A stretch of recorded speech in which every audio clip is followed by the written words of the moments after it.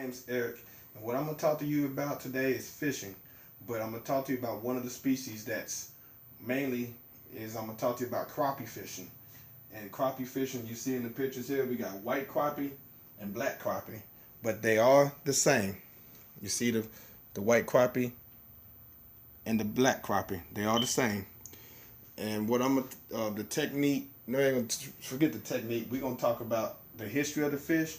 Both of these species have been around since the 1800s, and mostly we mostly will catch these species is up in Canada, and they also bite in the United States. So like around in this area, we have a lake called Lake Lavon. You would see these species at that lake. And and the only way you can catch these species is on live bait, which called minnows, and also you can catch them on artificial bait, which I have here, my artificial bait. This is what I use when I go fishing. I do have more of these. You see pink, yellow and white. You know, fishes bite certain colors. Sometimes you use certain colors for if the water is muddy or stained or clear. You use certain colors to catch these fish if you're using artificial. Now, you can see I have a light rod. Some people have poles bigger than this, but this is my crappie rod here. And you can see I have a pink head. Like I said before, you gotta have certain colors to catch these fish. They do bite around the springtime. In springtime, they bite around foot of water. Only if the weather's between 60 or 70 degrees, but it's according to the water temperatures when you can catch these species. And also in certain states, they have a bag limit, and they also have a size limit. For the state of Texas, they have to be 10 inches, and for state of Texas, the minute you can keep is up to 25 is the limit. Anything under 10 inches or if you catch over, state of Texas will fine you. The Texas game warden will fine you, and the fines are very extensive. So you don't want that. And first I'm gonna show you how to catch them. But there are different techniques you can catch them. I can tell you that if you fish around a lot of grass piles or sticks, and if you're on land, you can it's a thing, they call it in Texas, they call it jigging. Jigging is where you hold your rod out. I don't have a longer pole, this is my short pole, so it's a thing that calls jigging, and you can just hold your rod, hold it, and then you go up no more than a foot on a good day, like I said, 60 or 70 degree weather, and you jig, and all you have to do is do this.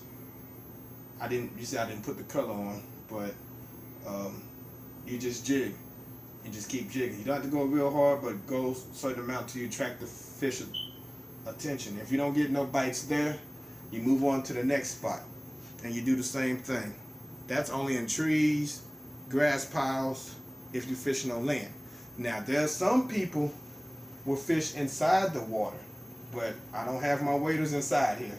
So if you fishing inside the water on inside the water where in foot of water you can walk, but when you walk in the water, you just take small steps so you don't scare the fishes away.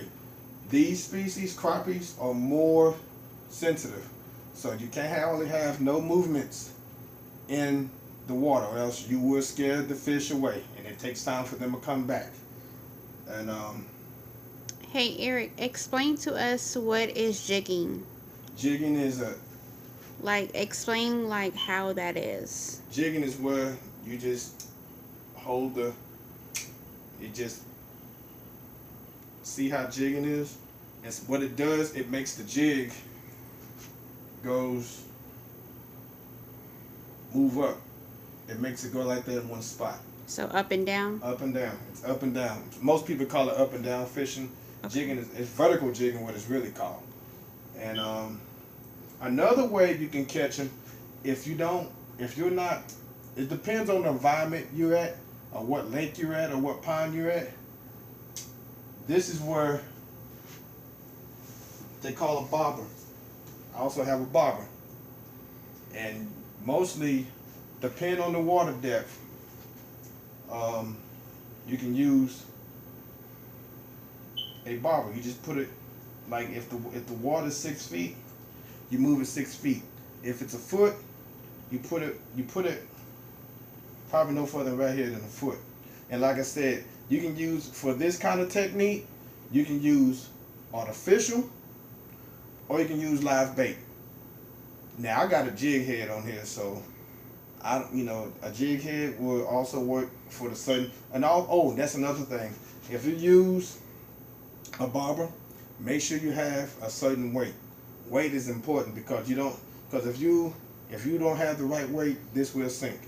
It will go, no, it will not work. The fish won't bite it. They get curious. They just go away. So make sure you have the right weight. And like I said, I have different, come back up. I have different sizes of these jig heads, what they really call.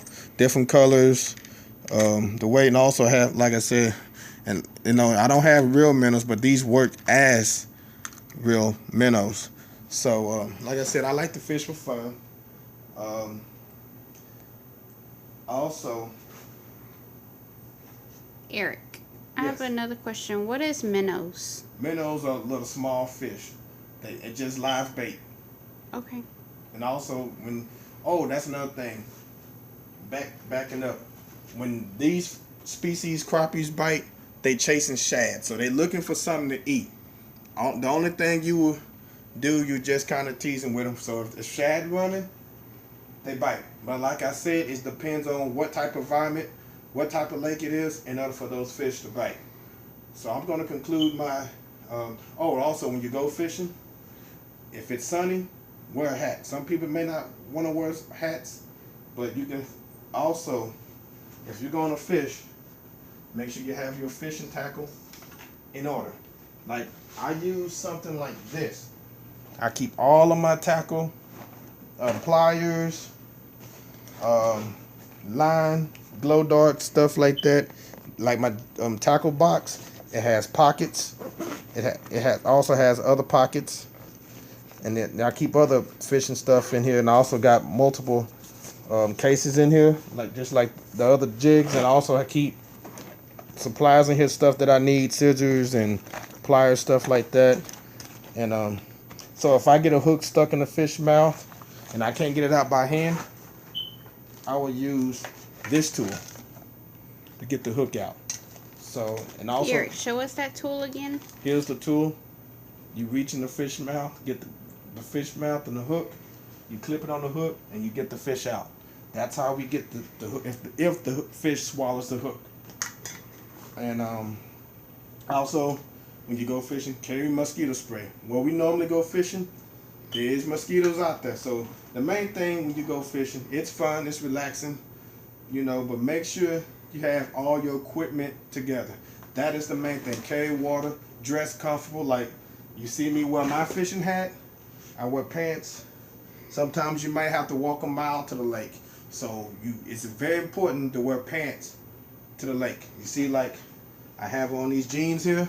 I have numerous of pants that I wear fishing. Certain pants I wear. I also wear boots. I don't wear these to fishing, but you gotta wear outdoor boots. And also, if you're gonna wade in the water, have waders. And make sure, like how I'm dressed, you dress comfortable. Some people wear t-shirts. Some people wear cloth shirts, cloth shirts. Some people wear long sleeves. So that will conclude my informative speech video. Y'all have a nice night.